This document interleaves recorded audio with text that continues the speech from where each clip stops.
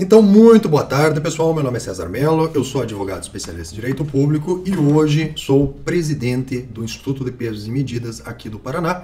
Tá? E nesse vídeo a gente vai comentar sobre uma situação que, se não bem observada, com a entrada em vigor da nova lei de licitações, poderá levar a sua empresa à falência. Tá?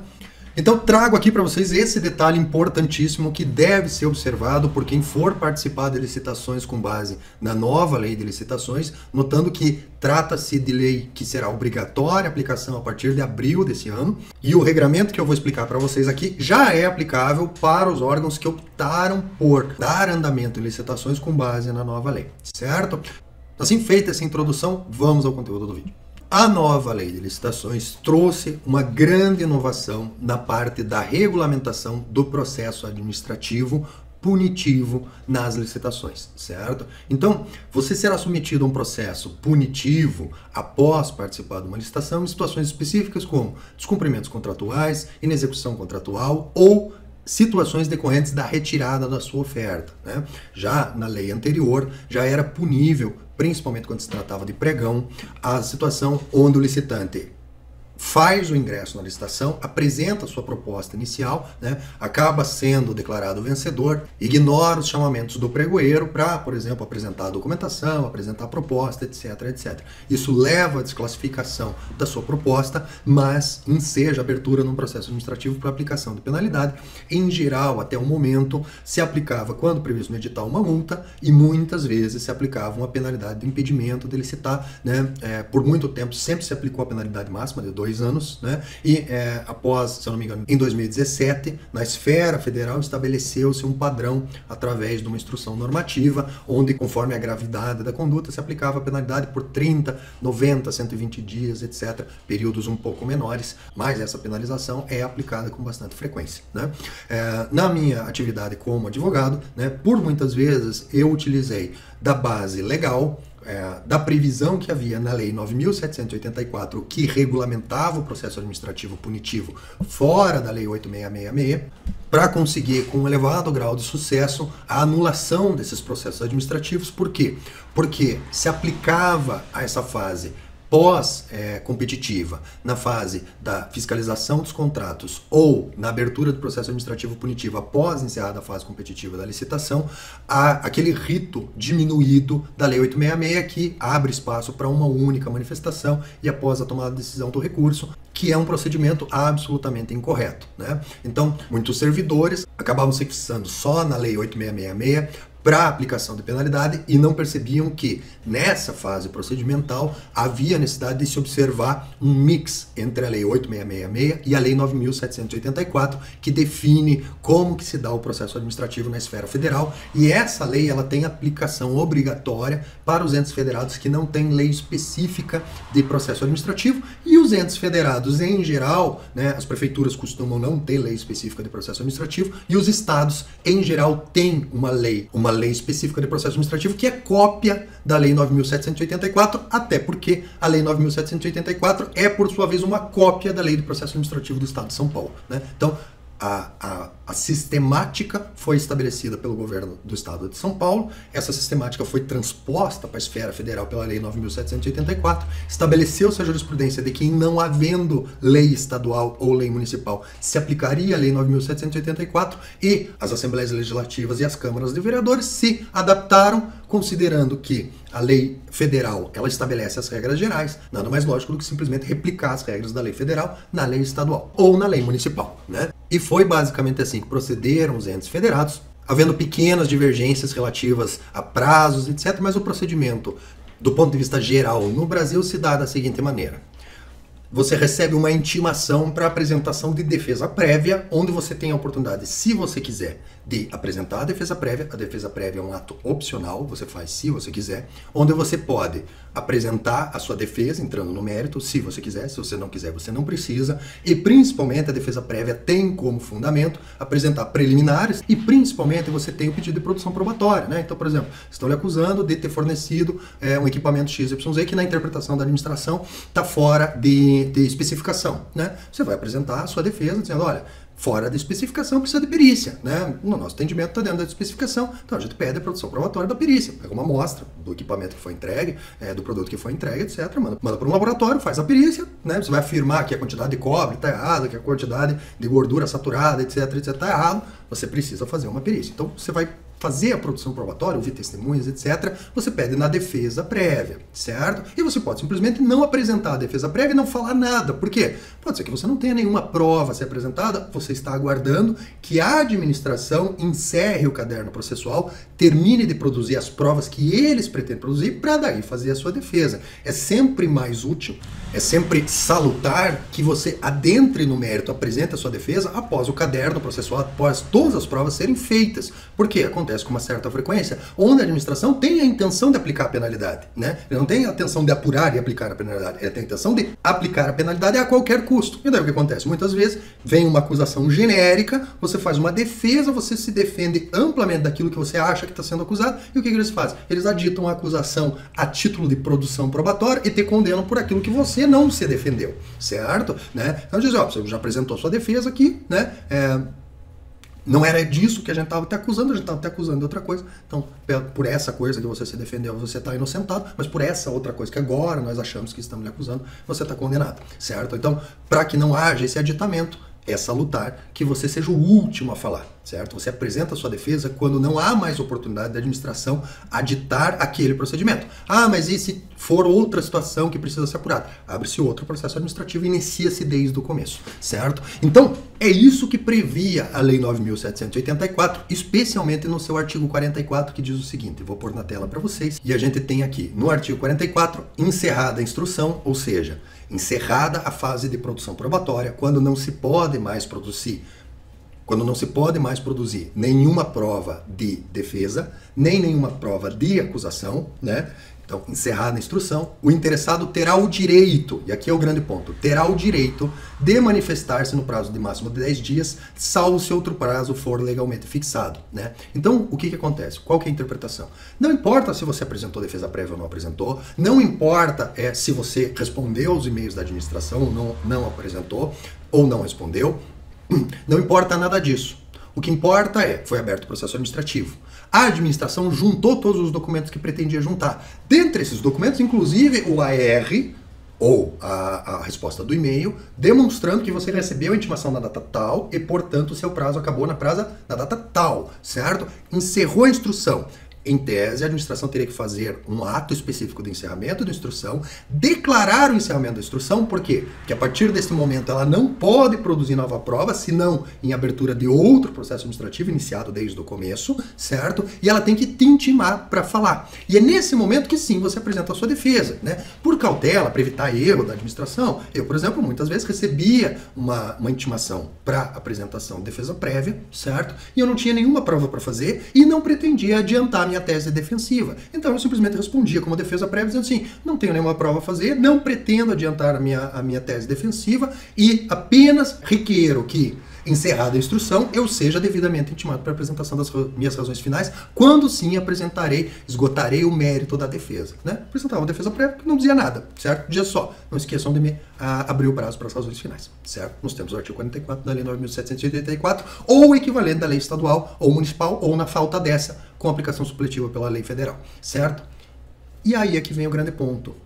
Muitos clientes meus, eu consegui fazer a anulação da penalidade aplicada pelo simples fato do seguinte: a administração simplesmente se esquecia de mandar a intimação para apresentação das razões finais. Eles mandavam a intimação para você apresentar a defesa prévia, não tendo o que se defender naquele momento e não querendo entrar no mérito, você deixava decorrer em albis o prazo para a defesa prévia e eles simplesmente juntavam uma decisão no processo administrativo. E há ampla jurisprudência no STJ prevendo que é obrigatória a abertura da fase de razões finais, certo? É obrigatória que se intime a parte para a apresentação das razões finais, tendo ela respondido a primeira intimação ou não, certo? Então, muitos casos da lei anterior poderiam ser resolvidos judicialmente, anulando o processo administrativo, pelo simples fato de que a administração não encaminhou a intimação para a apresentação das razões finais. Por quê? Porque a Lei 9.784 diz que, encerrada a instrução, então tem um ponto processual específico,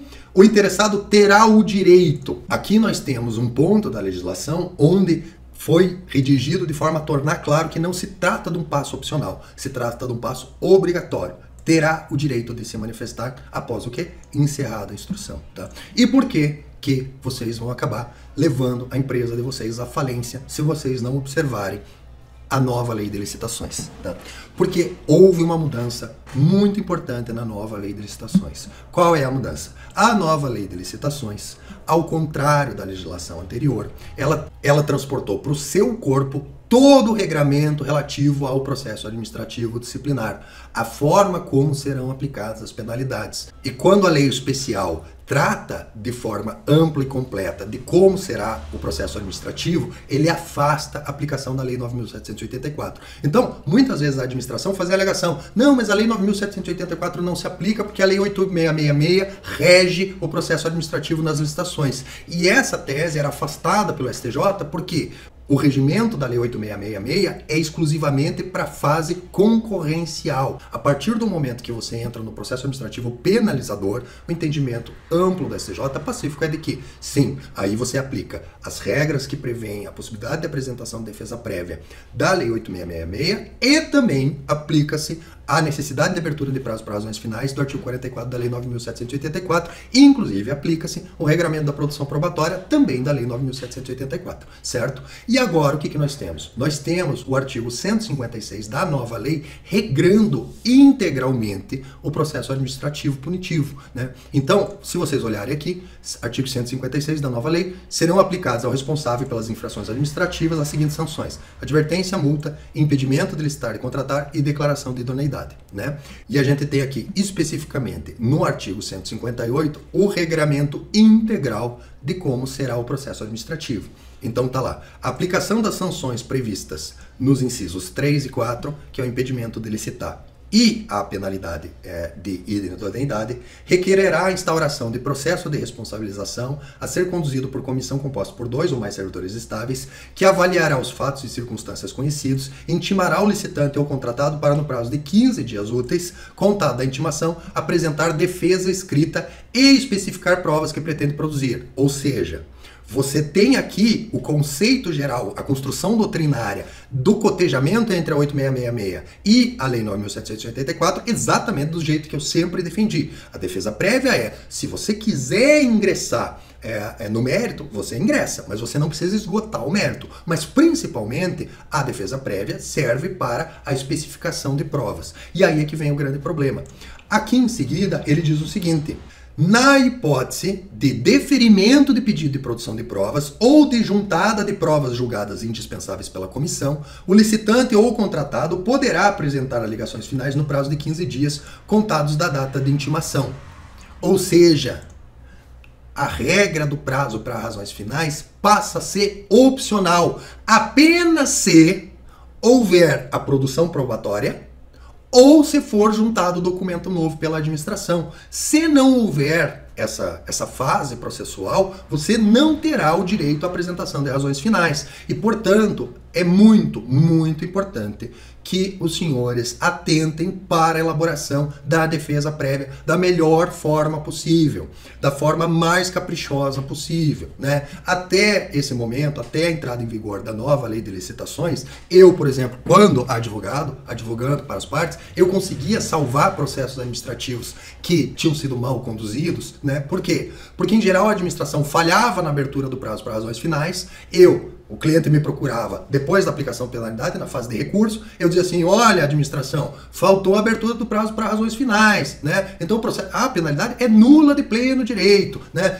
É obrigatório que seja retificado o processo. Então, considerando que é obrigatório que seja retificado o processo, estando em tempo ainda, estou pedindo para produzir essas provas ainda por cima, etc, etc. E eu jogava o processo lá para o começo de volta e a administração, muitas vezes por cautela, acatava, eu fazia a produção probatória e comprovava no mérito o direito do meu cliente. Ou caso a administração negasse o meu pedido, eu ia ao judiciário e conseguia uma liminar, porque de fato houve uma violação clara da lei que me dava o direito de apresentar razões finais, direito que me foi suprimido, certo? E agora, Agora, se você faz uma defesa prévia de excessiva simplicidade, sem fazer um pedido de produção probatória, a decisão direta, dizendo assim, não me convenceu, aplico a penalidade, ela é lícita. Não há nenhuma ilegalidade por parte da administração, certo? Então, aí que vem a grande questão que eu preciso pôr para vocês, tá? Vocês precisam garantir que o processo de vocês, caso vocês recebam uma intimação, vocês busquem auxílio jurídico já no primeiro ato.